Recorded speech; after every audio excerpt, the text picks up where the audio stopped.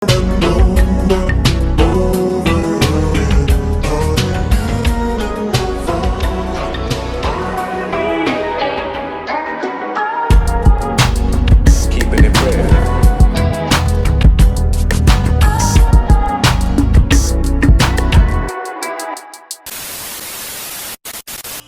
it do? This is your brother Bishop of Bishop Zone TV, and today's topic is Mr. Willie D himself. Yes, the legendary Willie D, Fifth Ward's own Houston H-Time is going down. Mr. Bald-Headed Hose, Mr. Three Blind Crazy Crippled Citizens. I live by the sword. I take my balls everywhere I go because I'm paranoid. I like the way she look up in a little bit of skirt. Mr. Willie D himself. Brother, I got a lot of respect for you, man. You paved the way for, Texas, Houston. You did a lot of work, man. You're real passionate, man. I look at a lot of your content, man. I respect a lot of your content. But... and yeah, there's a but, my brother. It's a video you recently dropped that I have to address, because I think the way you came at this topic was a little misguided. And the topic that I'm discussing is Africa owes us as in African Americans. Well, they didn't even say African Americans. They said Black Americans in the article that he was referencing. But Africa owes Black Americans reparations. And let's talk about it. Because my brother Willie D was quoting Tariq Nasheed. Yes. If you've seen my channel, if you've been on my channel by now, you know I'm not the biggest fan at all of Mr. Mink Slide himself. And Willie D started off by saying the book of Tariq Nasheed. The book of Tariq Nasheed. I know it's got to be a very thin book, damn near looking like a pamphlet. But Willie D, brother, can I talk to you? I know I'm just a small YouTube guy, but brother, you are reading the wrong book. You need to read a different book, brother. The book of Tariq is not getting you anywhere. I'm sorry, it's not. And hey, man, I'm in Houston. If you want to bring a small YouTube channel on your show, man, a politic to, converse, have a sit down, have a conversation about this topic, because it rubs some people the wrong way. And I know you said you didn't give a damn about it, brother, but I think we have to be honest with self, have to analyze self and say, damn, I kind of messed up. Because look, what it is simply this. Black people who say that, and he's not the only person that say that, but most Black people, if not all Black people who have this mentality that Africa owes us reparations, are speaking from a very emotional, erratic space. They're speaking from a place of ignorance. And I say that respectfully because it is very ignorant. You want the entire continent to pay us reparations? Oh, because Africans sold us into slavery. They sold us into slavery. That's what y'all saying. Africa sold us. Now, I'm going to get into the article that he's talking about first and foremost, because this article was shared by Tariq Nasheed. And first and foremost, I can't find an article. I'm not saying that it doesn't exist, but I'm very intrigued by the article that Tariq Nasheed shared, because first of all, it's Tariq Nasheed. I don't trust Tariq Nasheed. He's a grifter, plain and simple. And we're going to get into Tariq Nasheed again, too, by the way. But the article that he posted up, number one, it didn't have an author, right? So we don't even know who wrote this article. Now, again, this article was taken from Tariq Nasheed's tweet, one of his tweets. So it could very well have an author. It could be a full article, but like I said, I'm having a hard time finding an article myself. So I'm just gonna address what Tariq Nasheed put up on his tweet, shall we? So here's the article. It says plainly, Africa owes reparations to Black Americans. And in this article, it says African countries are still exploiting Black Americans with an exclamation mark. Boy had an exclamation mark. I'm going to read that. African countries are still exploiting Black Americans. And I'm mad. We's mad. That's what they, some Samuel L. Jackson shit. So anyway, the article goes to say Africans are still profiting from the transatlantic slave trade. Revenue is generated from memorials, museums, slave castles, and doors of no return. Black Americans are charged to view slave memorials and overcharged while being called insulting, bigoted names. The victims of the Holocaust would never go on tour with the children of Nazis. Using tourist traps, year of return, etc., Africans prey on the sentimentality and it just cuts off. Because again, I know it's more to this article, but I don't kind of know if this this person who wrote this article is somehow bringing it home, or they have more to add to the topic, besides coming off very bitter. Now, it's one sentence that really caught my attention when I read this article. And that sentence is, Black Americans are charged to view slavery memorials and overcharged while being called insulted, bigoted names. Black Americans are charged to view slavery memorials. Now, whoever wrote this article, man, you sound like you broke. You sound like you're broke. You sound like you're upset that you have to spend money to go to these memorials. Like you don't understand that you're in a third world country, a developing country to begin with. You upset that you don't have the money, that you don't have the funds to go overseas and spend money on these museums. Okay, second of all, there has been plenty of Black Americans that have went to these slave memorials, these slave castles, these doors of no return. And not one of them that I've heard come back and say, man, when we went there, we were called akatas and da-da-da-da-da-da. Most of the slave castles that people go to very often are in Ghana. They're in Ghana. Ghanaians don't use the term akata. Nigerians use the term akata. So again, this person wrote this article, when they wrote that bit, I'm thinking like, so as soon as people walking to the door of no return, you just have continental Africans on each side of the line, just akata, akata, you wild boy. Is that what it is? For a man who, damn, you've never been there. You've never been to any of these memorials because you refuse to go. Now, besides that, again, the root of this person's issue and Willie D's is that they don't see themselves as Africans. Even though Willie D said, well, look, I want all of us in the diaspora to join with each other, but we got to get some things straight. Well, brother, ain't no straight getting if you calling out an entire continent.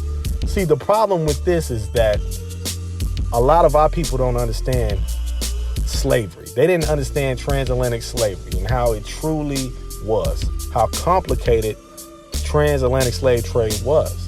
It was a very complicated system that can't be dumbed down to just, they sold us into slavery. And historical events have to be looked at from a very layered and complicated perspective. You cannot look at these things emotionally.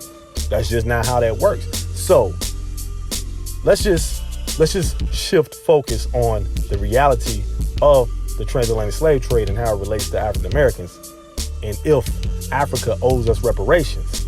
Well, first and foremost, you have to understand how slavery worked in Africa. People who eventually became enslaved at one point in time belonged to kingdoms, ethnic states, and tribes who also participated in slavery. So what does that mean? That means that me, an African American, right? It's possible that I descended from people who were captives and captured.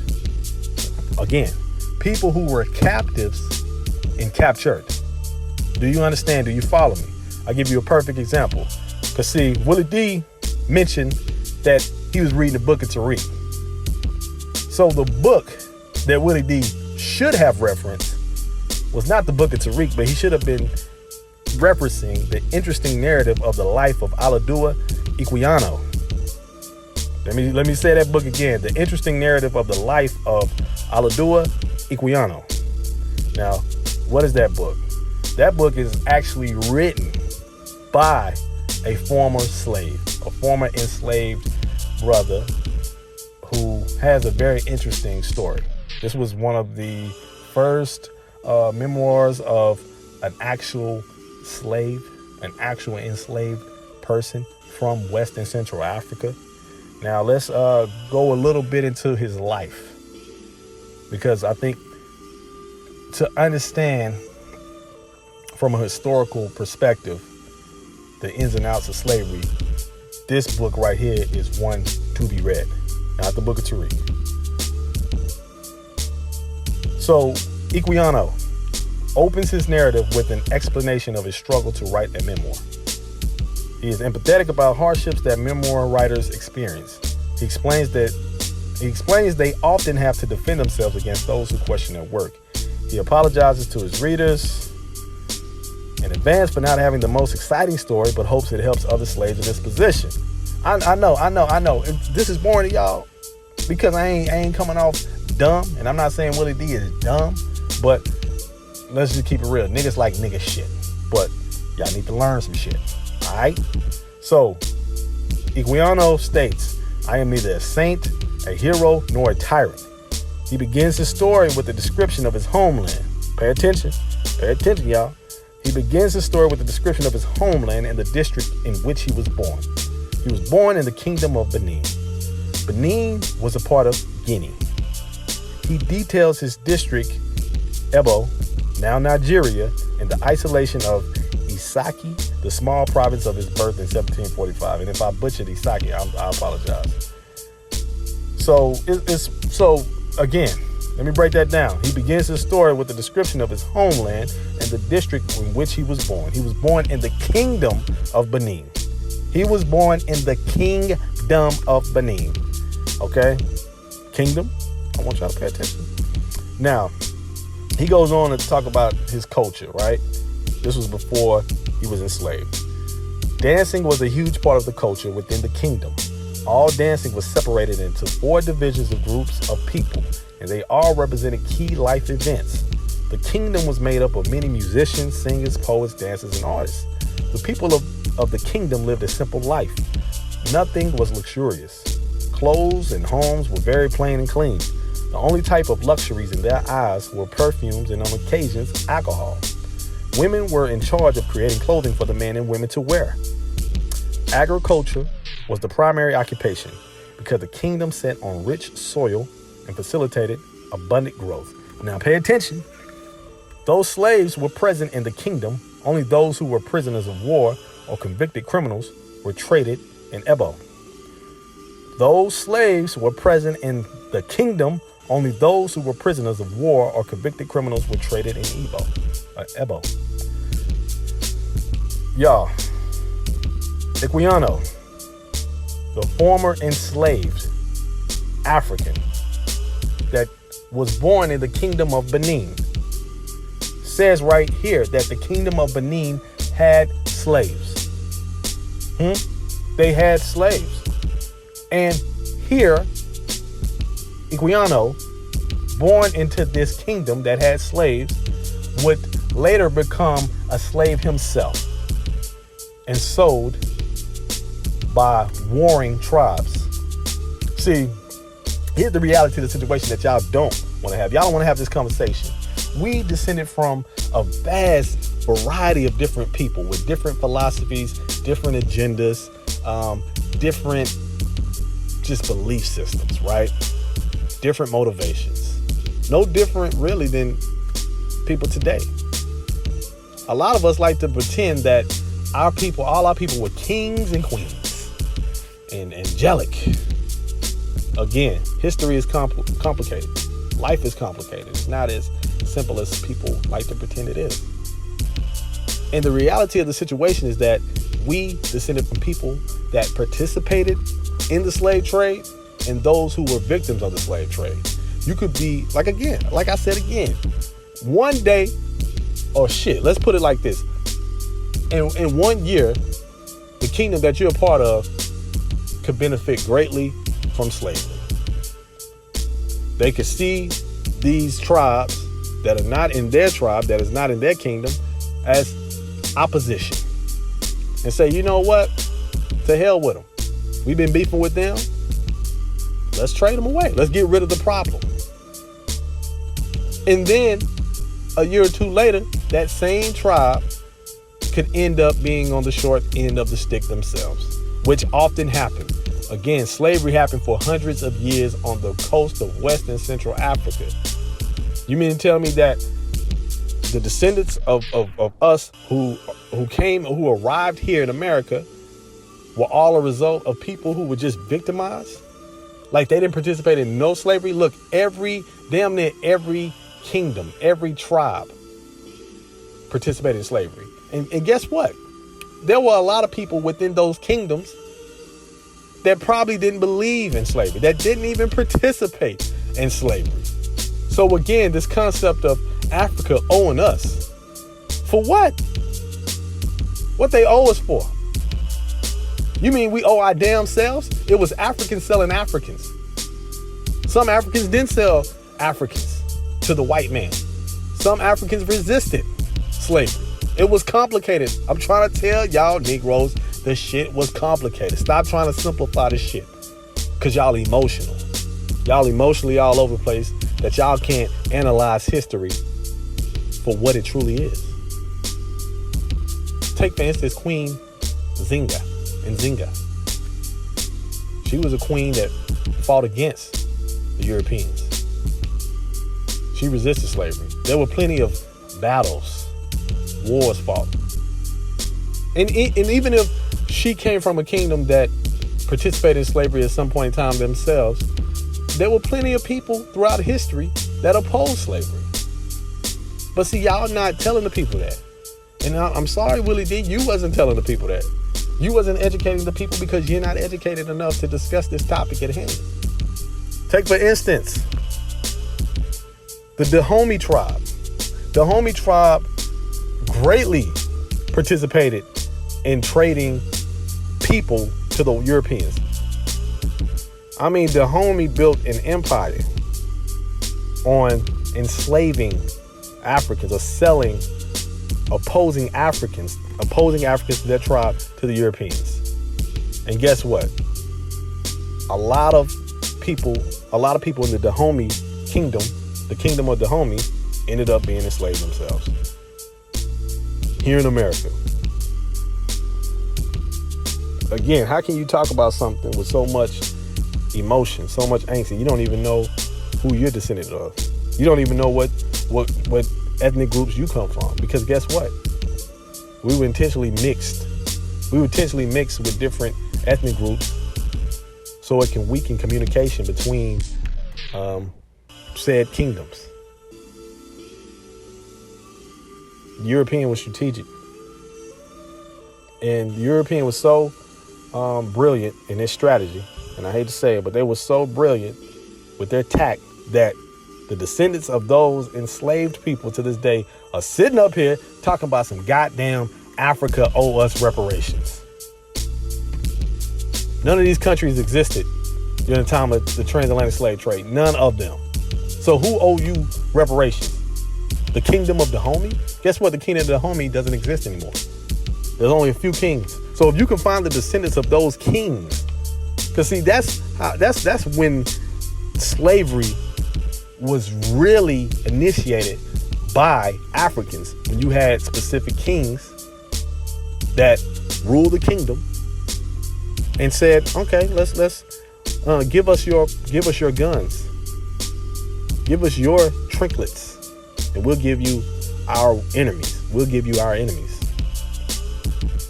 So if you can find the descendants of kings and queens who initiated the slave trade in Africa, then hey, I'm all fine with that. I'm fine with that. I'm not knocking that. But be specific, be detailed. Don't sit up here and say Africans owe Black Americans reparations, because in a lot of cases, people who live in Africa descend from those who were also enslaved and stayed in Africa.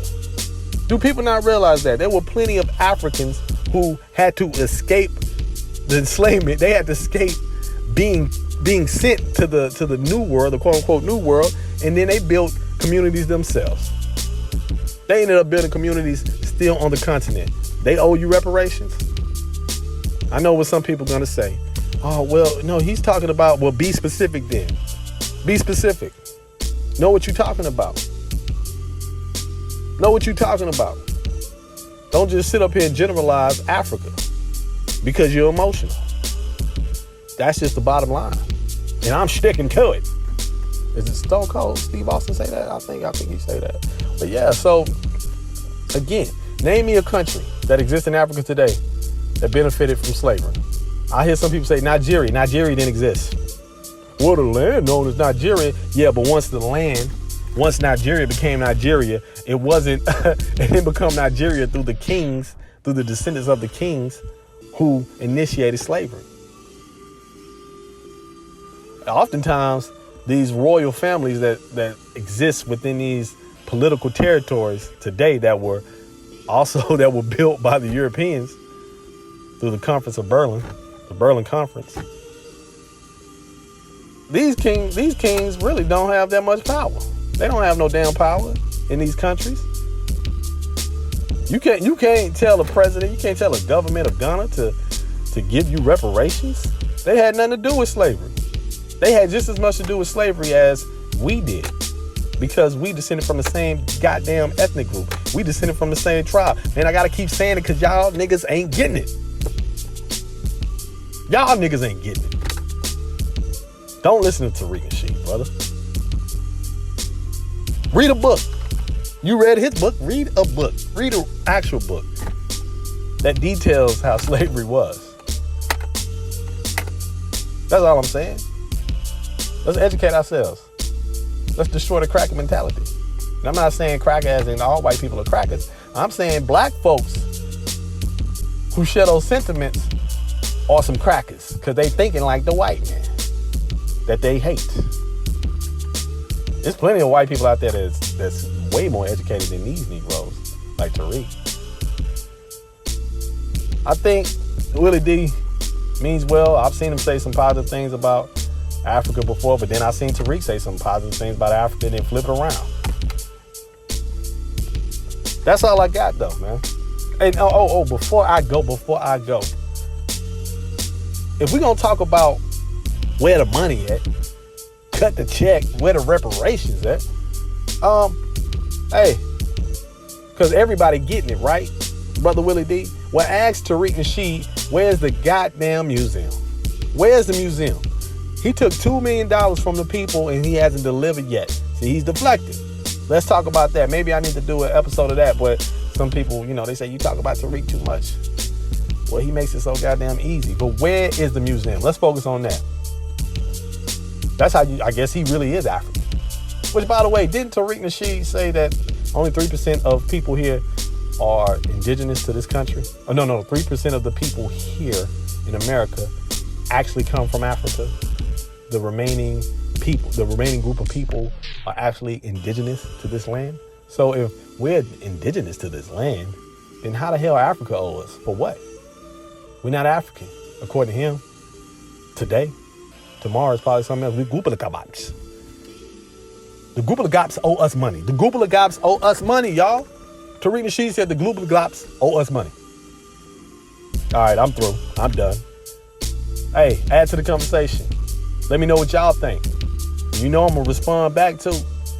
So like and subscribe. And until next time, holla.